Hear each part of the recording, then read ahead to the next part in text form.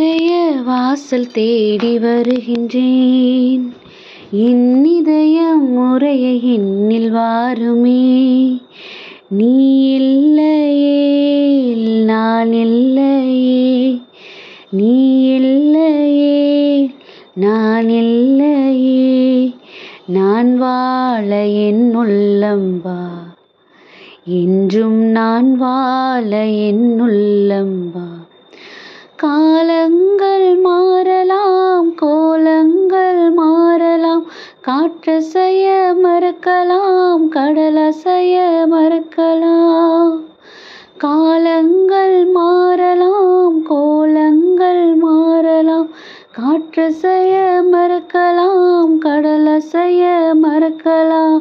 உன் அன்பு என்றென்றும் மாறாதையா, உன் நிழலில் நான் என்றும் வாழ்வேனையா. உன் இதய வாசல் தேடி வருகின்றேன். என் இதயம் முறைய என்னில் வாருமே. நீ இல்லையே நான் இல்லையே, நீ இல்லையே நான் இல்லையே. நான் வாழ என் உள்ளம் வா, என்றும் நான் வாழ என் உள்ளம் வா. ஹாய் குட்டீஸ், எல்லோரும் எப்படி இருக்கிறீங்க? நல்லா இருக்கீங்களா? ஹாப்பியாக இருக்கீங்களா குட்டீஸ்? அதான் ஏசப்பா உங்களோட இருதயத்துக்குள்ளே வந்தாச்சுல்ல. அவர் உங்களை ஒரு நாளும் நீங்கள் என்ன பண்ணணும், நீங்கள் எப்படி இருக்கணும், நீங்கள் எந்த மாதிரி நடந்துக்கிடணும், அந்த மாதிரி எல்லா காரியங்கள்லையும் உங்களுக்கு ஹெல்ப் பண்ணுறாரு தானே. அப்போ நீங்கள் எப்போயுமே ஹாப்பியாக பிரிஸ்காக ஜாலியாக தானே குட்டீஸ் இருக்கணும். பிறகு ஏன் காலையில் எந்திரிச்ச உடனே இவ்வளோ சோர்வாக நீங்கள் உட்காந்துருக்கிறீங்க? எதை குறித்து யோசிச்சுட்ருக்கீங்க? இல்லை எதை குறித்து பயந்துட்டுருக்கீங்க? ஸோ அந்த மாதிரி எந்த பயம், எந்த ஒரு சோர்வு இருந்தாலும் கூட இந்த நாளில் நமக்கு இந்த பாடல் ரொம்ப ஒரு ஆறுதலாக இருக்கக்கூடிய பாடல் குட்டீஸ். ஏன் அப்படின்னா, நம்ம அவரை தேடி ஓடுறோம் அப்படிங்கிறத தாண்டி நம்மளை தேடி எப்போ பாரு நம்ம கூடவே இருக்கிற ஒரே ஒருத்தவங்க யார் அப்படின்னா அது நம்ம ஏசப்பா தான். அவருடைய உடனிருப்புங்கிறது நம்ம தேடி பெற்றுக்கொண்ட உடனிருப்பு கிடையாது. அவராக நம்ம கூட வந்து வந்து வந்து வந்து நின்று நம்மளை உடனிருப்பு கொடுத்து நம்மளை வந்து ஒரு கம்ஃபர்ட் ஜோனில் வச்சுருக்கிறாரு குட்டீஸ். எப்பயுமே நம்ம தேடி ஓடி நம்ம கண்டுபிடிக்கிற காரியங்கள் நமக்கு நிலையானதாக இருக்க போகிறது இல்லை. நம்மளை தேடி வந்து நம்மளுக்காகன்னு நிற்கிற எந்த விஷயமும் நம்மளை எந்த இடத்துலையும் விட்டு கொடுத்தது கிடையாது. அப்படி தானே? அப்போ அவருடைய அன்பு நம்ம என்ன சூழ்நிலையில் இருந்தாலும் கூட நம்மளை என்ன பண்ணது கிடையாது, நம்மளுக்கு விட்டு கொடுத்து நம்மளை போனது கிடையாது. இந்த நாள்லையும் பாருங்களேன், 1 பேதுரு 5:7 படியாம், அவர் உங்களை விசாரிக்கிறபடியினால் உங்கள் கவலைகளை எல்லாம் அவர் மேல் வைத்து விடுங்கள் அப்படிங்கிற வசனம் கொடுக்கப்பட்டிருக்குது. 1 பேதுரு 5:7 படியா.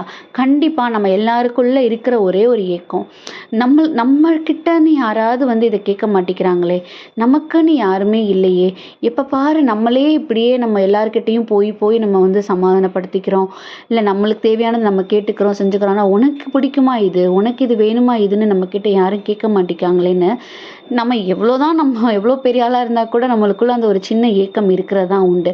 ஆனால் இன்னைக்கு ஏசப்பா நம்மளை பார்த்து தான் கேட்குறாங்க, நீ ஏன் சோர்ந்து போய் உட்காந்துருக்குற? இந்த மார்னிங் நீ பிரிஸ்காக இருக்க வேண்டிய நேரம், இந்த நாள் உனக்கு நான் ஆசீர்வாதமாக கொடுத்துருக்கிற நாள். இந்த நாளை குறித்து நீ ஏன் இவ்வளோ சோர்ந்து போய் யோசிச்சுட்டு உட்காந்துருக்கிற? கண்டிப்பாக நீ நினைக்கிறதுக்கு மேலாக உன்னைய உருவாக்கியிருக்கிறன்னா, நீ நினைக்கிறதுக்கு மேலாக நீ அந்த காரியத்தை செய்து முடிக்கிறதுக்கு நான் உனக்கு ஹெல்ப் பண்ணுவேன்னு நம்மளை பார்த்து சொல்கிறாங்க குட்டீஸ்.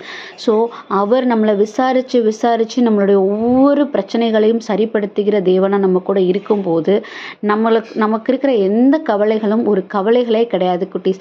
அதை தூக்கி நம்ம முதுகுக்கு பின்னாடி தூக்கி போட்டுட்டு நமக்கு முன்னாடி போகிற ஏசப்பா கையை பிடிச்சிக்கிட்டு நம்ம ஜாலியாக நம்ம என்ன பண்ணலாம், இந்த நாளை பயணிக்கலாம். ஸோ நீங்கள் இந்த சிச்சுவேஷன், இந்த படத்தை பார்த்தீங்கனாலே உங்களுக்கு தெரியும், ஏசப்பா ஒரு கைமென்னை பார்த்து பேசுகிற ஒரு சிச்சுவேஷன் தான் இது பைபிளை நீங்கள் வாசிக்கும்போது அந்த காலத்தில் பெண்கள் இடத்துல, அதுவும் இந்த இதில் உள்ள பெண்கள் இடத்துல யாரும் பேச மாட்டாங்க.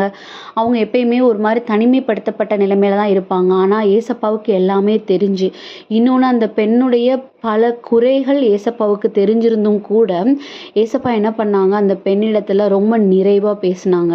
நம்ம ஏசப்பா அப்படிப்பட்ட ஏசப்பா தான். நம்மளுக்குள்ள எவ்வளோ குறைகள் இருந்தாலும் கூட நம்மளை பாயிண்ட் அவுட் பண்ணி சுட்டி காட்டி நம்மளை ஹர்ட் பண்ணுற ஏசப்பா கிடையாது. ஓகே, குறைகள் இருக்குதா, நான் அதை எப்படி சரிப்படுத்தலான்னு நான் உனக்கு அட்வைஸ் பண்ணுறேன், அதை எப்படி சரிப்படுத்தலான்னு நான் உனக்கு ஹெல்ப் பண்ணுறேன், உனக்கு கைட் பண்ணுறேன்னு நம்ம குறைகளை நிறைகளாக மாற்றக்கூடிய டெக்னிக்ஸை நமக்கு சொல்லி கொடுக்குறவர் தான் நம்ம ஏசப்பா. ஸோ நமக்குள்ள குறைகள் இருக்கா, நம்ம அதனால நொந்து போய் அதுக்காக நம்ம ஏசப்பாவை விட்டு பின்வாங்க அவரிடத்துல அந்த குறைகளை ஒப்பு கொடுப்போம். அந்த குறைகளை எந்த விதத்தில் நிறைகளாக மாற்றி நம்மளை ஒரு பிளஸ்ஸிங்ஃபுல்லான ஒரு பீப்புளாக மாற்றலாம், நம்மளோட ஒவ்வொரு செயல்களையும் எப்படி ஒரு ஆசீர்வாதமான ஒரு செயல்களாக மாற்றலாங்கிறத அவர் நமக்கு கற்றுக் கொடுப்பாரு. ஸோ இந்த நாளில் இந்த காலை பொழுதுல நம்மளுடைய எல்லா விதமான குறைகளையும், நமக்கு தெரியும் கண்டிப்பாக நம்ம குறைகள் நமக்கு தெரியாமல் இருக்க போகிறதில்ல, எல்லா குறைகளையும், நம்மளோட எல்லா சோர்வுகளையும், எல்லா குழப்பங்களையும் அவரிடத்துல சரண்டர் பண்ணிட்டு இந்த நாளை ரொம்ப ஹாப்பியாக ஸ்டார்ட் பண்ணுவோம். கண்டிப்பாக அவர் நம்மளை விசாரிச்சுட்டு சும்மா விட போகிறது கிடையாது. அதற்கான தீர்வையும் அவர் நமக்கு கொடுப்பாரு. ஸோ அதுக்காக ஏசப்பாட்ட ஒப்பு கொடுத்து ப்ரேயர் பண்ணுவோமா? அன்பான ஆண்டவரே, இந்த நேரத்திற்காக நன்றியப்பா தகப்பனே. நீர் எங்களை விசாரிக்கிற தேவனாக இருக்கிறீங்க, எங்களை விட்டு கொடுக்காத தேவனாக இருக்கிறீங்க. உங்களுடைய கரங்களில் இந்த நாளை ஒப்பு கொடுக்குறோம். உம்முடைய வழிகாட்டுதலின்படி இந்த நாளை கடந்து வர்றதுக்கு எங்களுக்கு ஹெல்ப் பண்ணுங்க. ஆமென்.